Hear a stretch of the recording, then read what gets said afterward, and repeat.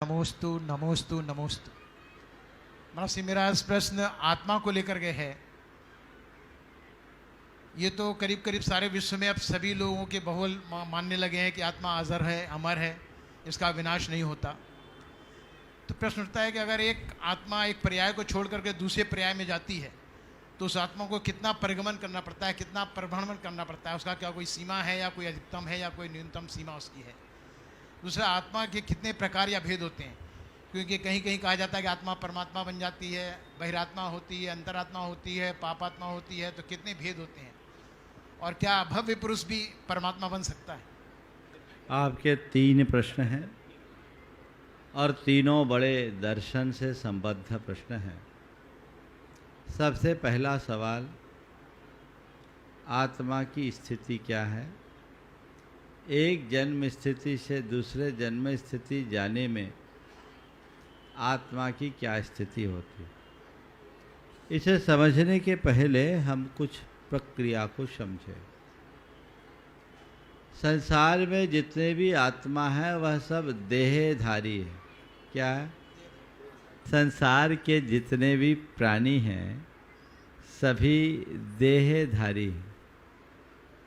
और हमारा जो शरीर है वो 2 तरह का है। एक ये जो स्थूल शरीर है जो हमें दिखाई पड़ता है, इसके अलावा सूक्ष्म शरीर है जो हमें दिखाई नहीं पड़ता।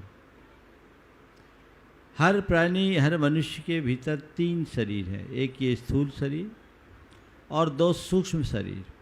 एक शरीर वह जिसे हमारे इस स्थूल शरीर में ऊर्जा या प्रकाश होता है, जो हमारे शरीर के टेम्परेचर को मेंटेन करता है, इसे तेजस शरीर कहते हैं। और दूसरा है कार्बन शरीर, जिसे कारण शरीर या संस्कार शरीर भी कहा जाता है। हमारी जब मृत्यु होती है तो स्थूल शरीर छूटता है, आत्मा इस स्थूल शरीर को छोड़ देती है और सूक्ष्म तेजस और कार्बन शरीर के साथ निकल जाती है। तेजस और कार्बन शरीर के चले जाने के कारण ही मृत्यु के उपरांत हमारा शरीर ठंडा पड़ जाता है। तो जो हमारे संस्कारों का शरीर है वो हमारे साथ जुड़ा हुआ है और उस संस्कार के शरीर के बल पर हम नए जन्म स्थान पर पहुंचते हैं और वह हम इस जीवन में ही सुनिश्चित कर लेते हैं। हमें अगले जन्म में कहाँ जाना है उसकी व्यवस्था यहाँ होगी। बिना रिजर्वेशन के यहाँ जर्नी नहीं होती, टिकट पहले सुरक्षित हो जाती। समझ गए? तो हम अपने पूर्व जन्म में ही आगामी जीवन को सुनिश्चित कर लेते हैं। वहाँ हमारा ये संस्कार शरीर हमें पहुँचा देता है और संसार में, पूरे ब्रह्मांड में कहीं भी जाने में हमें बहुत समय नहीं लगता। मैक्सिमम 3 समय समय काल की सबसे छोटी इकाई है।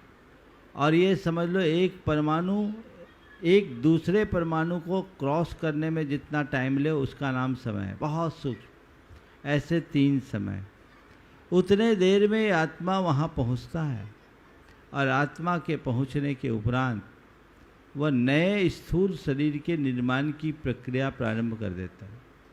नए स्थूल शरीर के निर्माण की प्रक्रिया में वह कुछ भौतिक शक्तियों को ग्रहण करता है और कुछ पल में वो शक्तियाँ ग्रहण हो जाती है, जिसके बल पर वो नए शरीर के निर्माण योग्य साधन को जुटाने में समर्थ हो जाता है। और फिर जीवन पर्यंत हमारे नए शरीर के निर्माण की प्रक्रिया चलते रहती है और जब तक हमारी आयु है हम इस स्थूल शरीर के साथ रहते हैं। आयु पूर्ण होते ही स्थूल शरीर छूट जाता है और हम फिर संस्कार शरीर के बल पर अगले जन्म में जाते हैं। तो ये हमारे जन्म से जन्मांतर, एक जन्म स्थिति से दूसरे जन्म स्थिति तक पहुंचकर वहां अपने शरीर के निर्माण की प्रक्रिया।